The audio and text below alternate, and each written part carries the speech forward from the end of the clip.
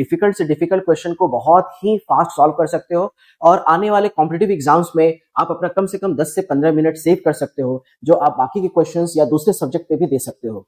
Integration के ये सारे ट्रिक्स सारे कॉम्पिटिटिव एग्जाम्स के लिए इंपॉर्टेंट है। तो चलो हम लोग स्टार्ट करते हैं इंटीग्रेशन के वो सारी इंपॉर्टेंट ट्रिक्स जिसके हेल्प से आप इंटीग्रेशन को बहुत ही जल्दी बहुत ही फास्ट सॉल्व कर सकते। चलो तो अब हम लोग ये डिस्कस करेंगे कि वो कौन से ट्रिक्स है। तो चलो अगर हम फर्स्ट सिचुएशन पे आते हैं, जो कि आपको अभी जस्ट ये बोर्ड पे दिख भी रहा है कि अगर हमें ऐसे क्वेश्चंस को सॉल्व करने x cube upon 1 plus x to the power 8 cos x cube x square x raise to 5 sec square x raise to 6 dx, इस तरह के क्वेश्चन अगर सॉल्व करने हैं और तो सॉल्व करने के लिए हमें क्या करना पड़ेगा। तो सबसे पहले हमें ये चीज देखना है कि क्या यहाँ पे अगर हम इसको नॉर्मल मेथड से सॉल्व करें तो कैसे सॉल्व करेंगे। तो अगर मैं फर्स्ट क्वेश्चन पे जाऊं और मुझे इसको नॉर्मल मेथड से सॉल्व करना है, राइट, तो तुम क्या लिखोगे फर्स्ट क्वेश्चन में कि integration x raise to 3 upon 1 plus x raise to 4 का होल ट्वाइस लिखोगे, राइट। फिर तुम क्या करोगे, मेथड ऑफ सब्स्टिट्यूशन लगाओगे, यहाँ पे मेथड ऑफ सब्स्टिट्यूशन लगाओगे, है ना। तो x to the power 4 is equal to t हो जाएगा, so 4x cube is equal to dt by dx हो जाएगा, बिकॉज x रेज टू 4 का डिफरेंशिएशन इज 4x क्यूब। तो हम ऐसा लिख सकते हैं 4x cube dx is equal to dt हो जाएगा। So x cube dx is equal to हम क्या लिख सकते हैं, dt बाई 4 लिख सकते हैं, ठीक है। तो x क्यूब dx के प्लेस पे अब आप dt बाई 4 लिख दो अपॉन 1 प्लस क्या होगा टी स्क्वायर, देन 4 को बाहर निकालो, 1 by 4 is a constant, so dt upon 1 plus of T square, ठीक है। तो dt dx upon 1 plus x square है, तो मैं इसको ऐसा लिख सकता हूँ 1 by 4 into tan inverse of t plus C, क्योंकि tan इनवर्स t का इंटीग्रेशन ये होगा। अच्छा, t का वैल्यू क्या है हमारे पास, तो 1 by 4 tan inverse x to the power 4 plus C, ठीक है। तो ये हमारा आउटपुट होगा और ये सॉल्व करने का एक क्या है, ट्रेडिशनल एक नॉर्मल मेथड है। लेकिन अगर स्टूडेंट्स इसी क्वेश्चन को अगर हमें फास्ट सॉल्व करना है, ठीक है, फास्ट सॉल्व करना है, ट्रिक अगर लगाना है, तो कैसे सॉल्व करेंगे। तो चलो अगर इसी कॉन्सेप्ट को अगर हमें फास्ट सॉल्व करना है तो मैं ऐसा लिख सकता हूं, देखो, तो यस, तो इसको फास्ट सॉल्व करने के लिए, ऐसे क्वेश्चन को फास्ट सॉल्व करने के लिए अब हमें क्या करना पड़ेगा, आपको ये चीज देखना है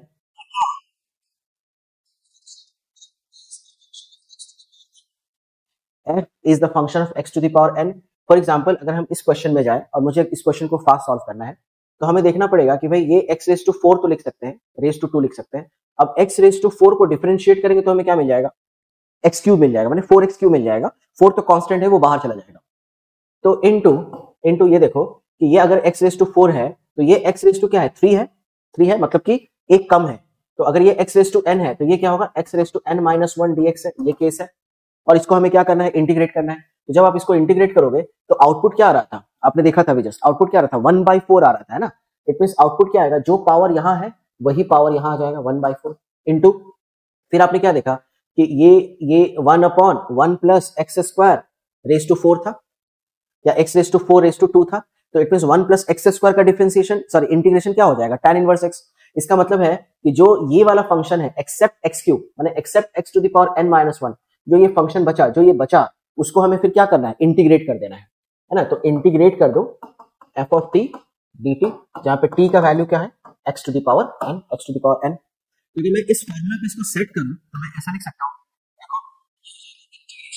x raise to 3 1 plus x to the power 4 raise to 2, ठीक है। तो x टू द पावर 4 में ये फंक्शन हो गया और x रेज टू 4 का डिफरेंशिएशन क्या आएगा, x क्यूब आएगा, 4x क्यूब आएगा। तो जो भी यहाँ पे पावर है, तो यहाँ पे पावर क्या है, 4 है, तो 4 को यहाँ लिख दो इनटू, अब x क्यूब को नेगलेक्ट करो, क्यों, क्योंकि x to the power n minus 1 पे सेट हो चुका है।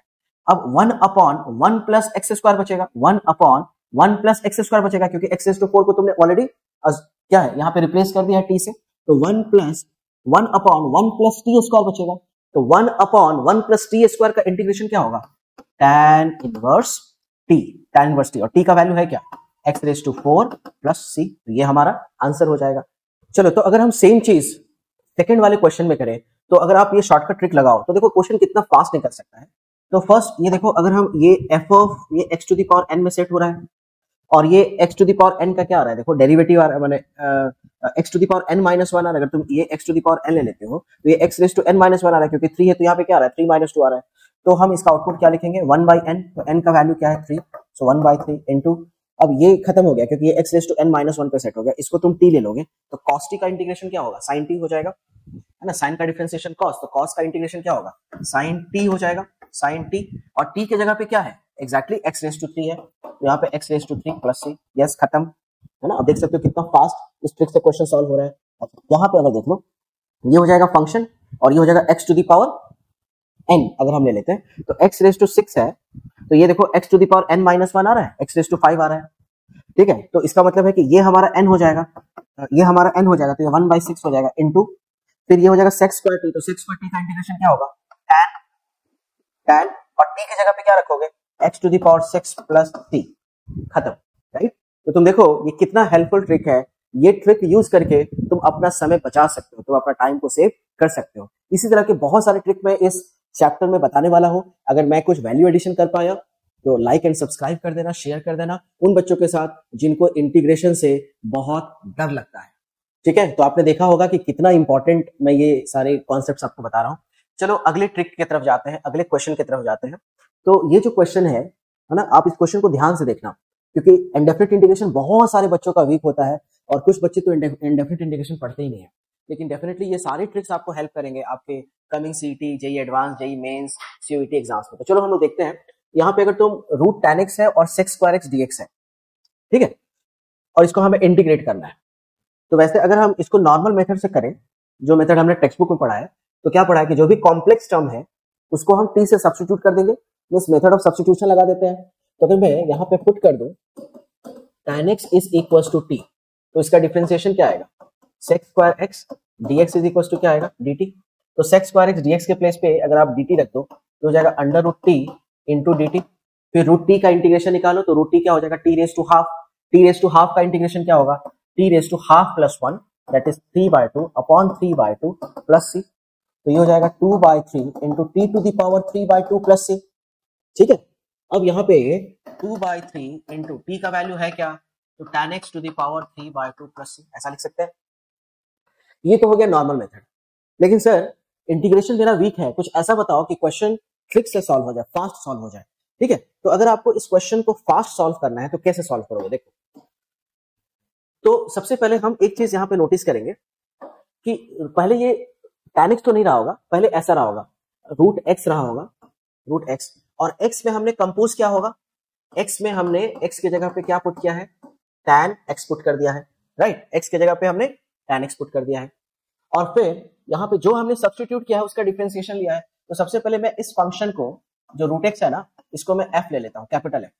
अच्छा, अब इसमें हम कंपोज क्या कर रहे हैं, कोई दूसरा फंक्शन हम कंपोज कर रहे हैं, ठीक है। तो इसका मतलब है कि हम कंपोज क्या कर रहे हैं, f ऑफ x कंपोज कर रहे हैं भाई, रूट एक फंक्शन हो गया, और x की जगह पे हम क्या कंपोज कर रहे हैं, tan x, tan x का मतलब कोई दूसरा फंक्शन हम कंपोज कर रहे हैं। अच्छा, जो कंपोज हम कर रहे हैं उसी का यहाँ पे डिफरेंशिएशन ले रहे हैं, इसका मतलब क्या है कि जो हमने फंक्शन यहाँ पे अंदर रखा उसी का मैंने डिफरेंशिएशन लिया, ठीक है, dx, और फिर इसको हम क्या कर रहे हैं, इंटीग्रेट कर रहे हैं।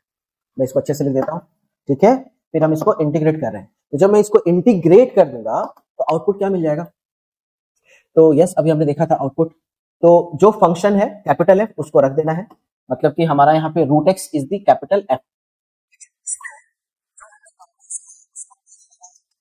और इसको इंटीग्रेट कर देना है, इसको इंटीग्रेट कर देना है विद रिस्पेक्ट टू t, और इंटीग्रेट करने के बाद फिर t का वैल्यू सब्स्टिट्यूट कर देना है।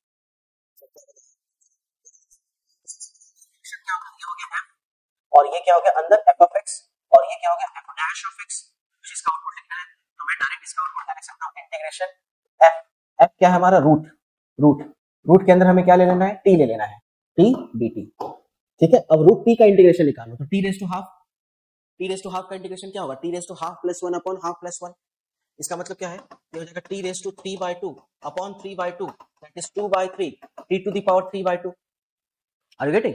अब यहाँ पे t की जगह पे फिर बाद में t का वैल्यू क्या था, तो t का वैल्यू था tan x, तो tan x raise to 3/2 plus क्या होगा, c हो जाएगा। समझ पा रहे हो आप ये कॉन्सेप्ट।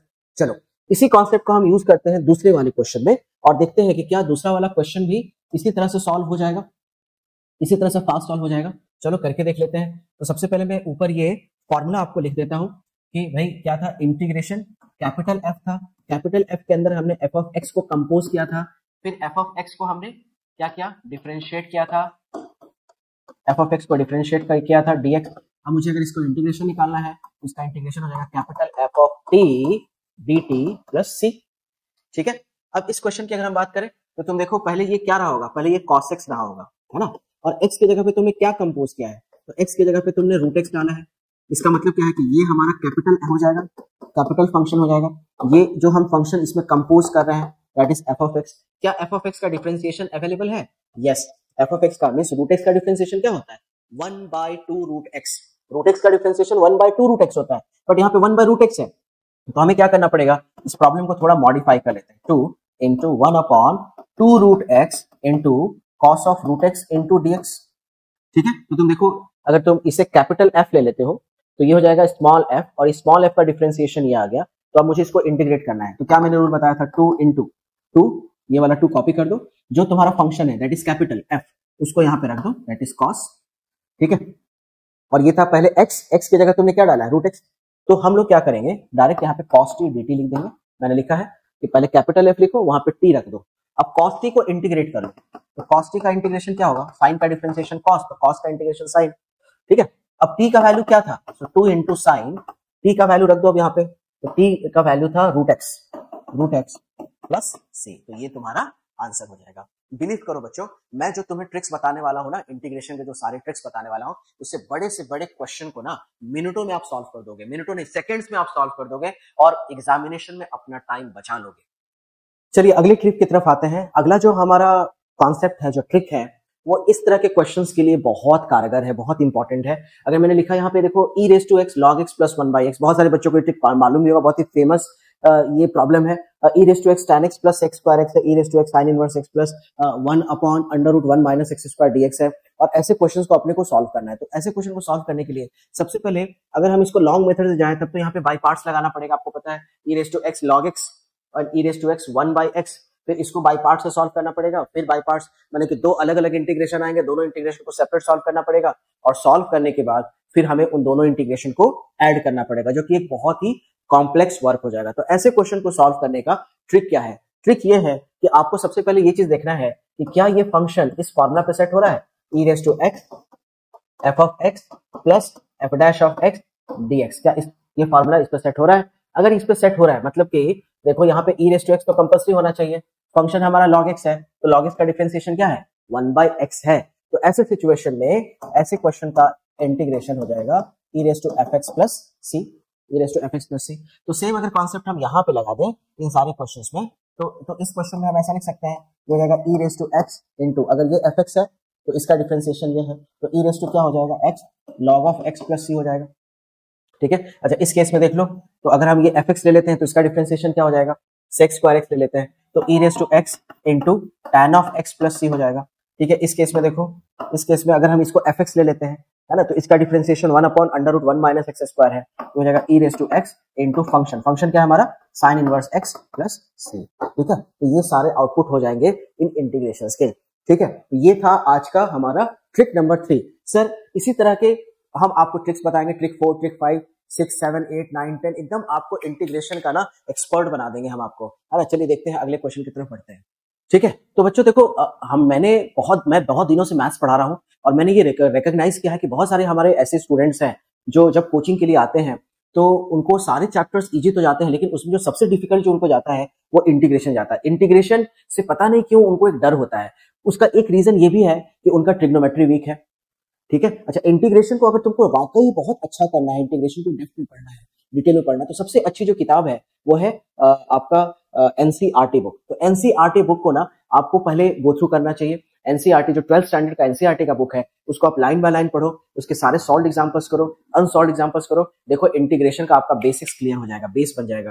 वो बनने के बाद फिर आप उससे थोड़ा हाई लेवल के बुक में जा सकते हो, जैसे अरिहंत और सिंगेज का बुक आप सॉल्व कर सकते हो। अरिहंत एंड सिंगेज का बुक होने के बाद फिर आप JEE mains and JEE advance के क्वेश्चंस आप सॉल्व करो, एनडीए का क्वेश्चन सॉल्व करो, वेटसेट का क्वेश्चन सॉल्व करो, सीयूईटी का क्वेश्चन सॉल्व करो। उसके बाद आपको कोई इंटीग्रेशन में पीछे नहीं कर सकता है। ये मैं वैसे इंटीग्रेशन की बात कर रहा हूं जो अंडर ग्रेजुएट लेवल का है ना, क्योंकि आपको इंटीग्रेशन इंजीनियरिंग में भी पढ़ना है, जहां पे आपको डबल इंटीग्रेशन, ट्रिपल इंटीग्रेशन, है ना, बहुत सारे मेथड्स वहां पे पढ़ने हैं, मैं उस इंटीग्रेशन की बात नहीं कर रहा हूँ। चलो हम लोग क्वेश्चन टॉपिक पे आते हैं। अगर हमें इस तरह के क्वेश्चन को सॉल्व करना है तो सॉल्व करने का क्या तरीका होगा। देखो यहाँ पे x x स्क्वायर x है प्लस tan x है, यहाँ पे 1 प्लस log x है, यहाँ पे x e raise to x plus e raise to x है, x cos x है प्लस sin x है, ठीक है, और मुझे इसको इंटीग्रेट करना है। तो सबसे पहले अगर कोई बच्चा इसको इंटीग्रेट करना चाहेगा तो क्या इसको सेपरेट कर सकता है? यस, कर सकता है। Integration x x square x plus integration of tan x dx।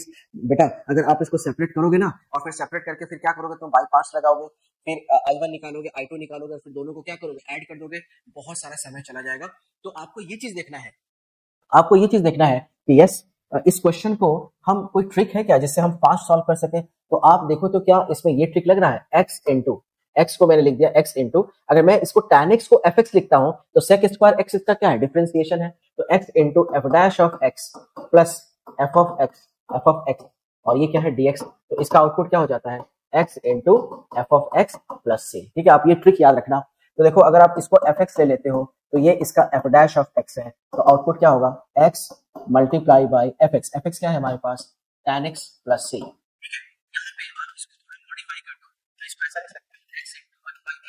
Plus of log x into dx, क्योंकि ये x है तो ये log x का डिफरेंशिएशन है।